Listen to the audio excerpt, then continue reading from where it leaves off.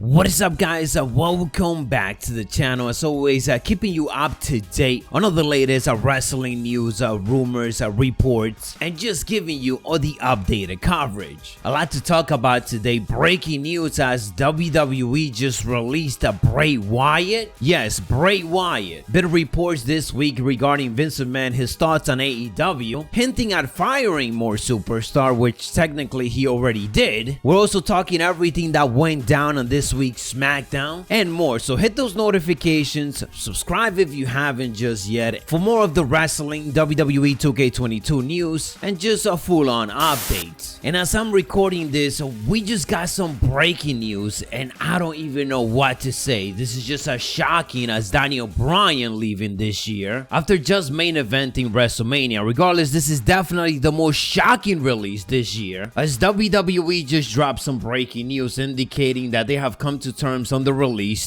of Bray Wyatt. The last time that we got to see Bray Wyatt on WWE television was at WrestleMania against Randy Orton in one of the biggest marquee matches of this year. Honestly, one of the best long story booking that we have gotten in WWE for the last decade. They basically built towards this match for a full year. There was reports indicating that Bray Wyatt was supposed to win that WrestleMania matchup, but then during the day of the actual event, plans changed. The Fiend Bray Wyatt ended up losing against Randy Orton, and then we never got to see him again. Again, this is some breaking news. We don't have an update on the reason for the release, but of course I'll keep you guys updated. This is so disappointing and shocking. He is literally one of WWE most talented wrestlers. His creative ideas and everything that he has done with the Fiend and anything else that he does proves it. So what in the world is happening right now, and why is Vince McMahon letting somebody like this go? And on to some other news from this past week. One of the biggest reports this week is Vince McMahon's reaction to AEW and what they have been doing as of late. Vince McMahon spoke his mind during this week's WWE second quarter 2021 earnings call. The first one being whether or not they are considered to be competition, much like WCW was, which Vince McMahon stated the following: "It's certainly not going to a situation like with WCW, where it is at the rising tide, because that was when Ted Turner was coming after us with all of Time Warner's assets as well. That was a different situation. AEW is where they are. I don't know what their plans are. I only know what our plans are. I don't consider them a competition like I would WCW back in the day. Nowhere near close to that." Now, of course, this was Vince McMahon's response. It is a typical response from anybody that works in the WWE office. What really got fans upset was what Vince McMahon ended up saying afterwards, as it showed just how much he doesn't care about the roster itself, as if it is just a number of superstars that he owns. As he stated the following when referring to AEW: "I'm not sure what their investments are as far as their talent is concerned, but perhaps we can give them some more." End quote. Literally hinting at the fact that maybe he should fire more superstars so that they could go to AEW, so that Tony can have more people to hire for that roster. Very inappropriate comment from Vince McMahon, and yes, maybe he was being sarcastic, but being sarcastic about something like this is pretty sick. You're talking about multiple superstars' job, livelihood, and he is literally joking about maybe firing more so that they could go over there. There's another interesting story developing right now, with WWE being accused of planting story about sponsors upset with AEW after this week AEW Dynamite episode, which, as we got to see, included a very violent match between Nick Gage and Chris Jericho, which included a pizza cutter, and then they went to commercial, and then they showed a Domino's pizza commercial. It was like it was perfectly planned. It was literally free extra sponsorship from AEW to Domino's Pizza, so you would think they will be happy about it, but of course they weren't. A story came out that Domino's Pizza is upset about this spot and that they are quote-unquote renegotiating or reassessing their sponsorship for TV14 program, that of course including AEW. Now an allegation has come out saying that WWE planted this story and encouraged others to cover it because they want AEW to get that negative attention. Whether this is true or not, we don't really know. We gotta wait for more sources to cover it and more to report report on it. One thing is certain though is that Tony Khan reportedly gave TNT the heads up that AEW will be taking it to that next level in the main event, which is exactly what they did. There's no concrete proof that WWE planted this story about AEW upsetting their sponsors. So again, this is a developing story, but it is kind of crazy. If anything, I just don't understand why Domino's Pizza is upset about this. Everybody's talking about them right now, and if they would have enjoyed this as much as the fans did, well, the wrestling community will be loving Domino's Pizza in return. And as we are on this talk of AEW and WWE, there's a quote-unquote interesting reason up to why WWE management isn't too concerned about CM Punk possibly signing with AEW. Case I see to indicate that there is a lot of people in WWE who think CM Punk's stock is down due to his UFC losses, and because of that they're not too concerned about him jumping to AEW, as they feel like he's not gonna be drawing as much as he would if he would have returned 4 years ago or so on. They did indicate that they are more disappointed about Daniel Bryan potentially joining All Elite Wrestling, as that of course is more recent, and it seems like they just didn't expect Daniel Bryan to be leaving the company. With AEW dropping so many teases that Daniel Bryan is possibly going to be showing up in the company even as of early as next week with the AEW Rampage show, I guess we are going to see if CM Punk is not a draw anymore. But I gotta say, it's looking pretty good on AEW side, because they're almost selling out the venue by just teasing that CM Punk might be there. Speculations are even running more wild now that the Adam Page versus Kenny Omega match is not happening at AEW All Out, because it looks like AEW has different plans. And of course, speculation now is that CM Punk is gonna return, confront Kenny Omega, and we will get that matchup at All Out instead of what the original plan was. So a lot of plans are being changed right now, and a lot of it just hinting at the fact that the best in the world could be returning. And some quick discussion of what went down on this week's SmackDown. The show started off with John Cena having a comeback for Roman Reigns, letting us know that the reason why he doesn't accept the challenge at SummerSlam is because Roman fears how bad John Cena will make him look. Out comes Baron Corbin. He ended up asking for money. It all led to an AA. We had Rey Mysterio defeating Jimmy Uso. Sasha Banks returned to help out Bianca Belair and neutralize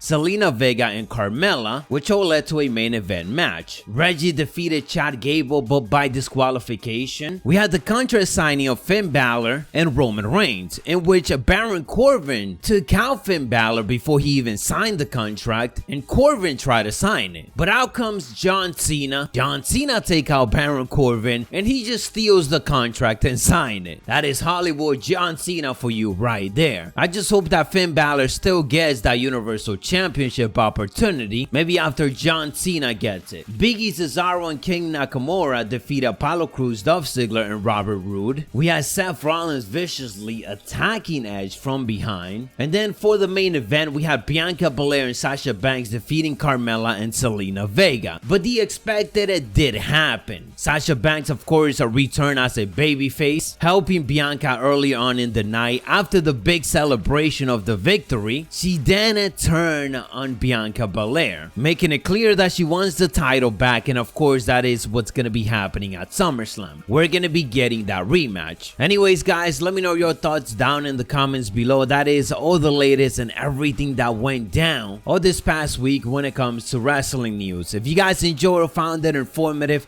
don't forget to elbow drop it and hit those notifications. I'll catch you on the next one, so stay savage.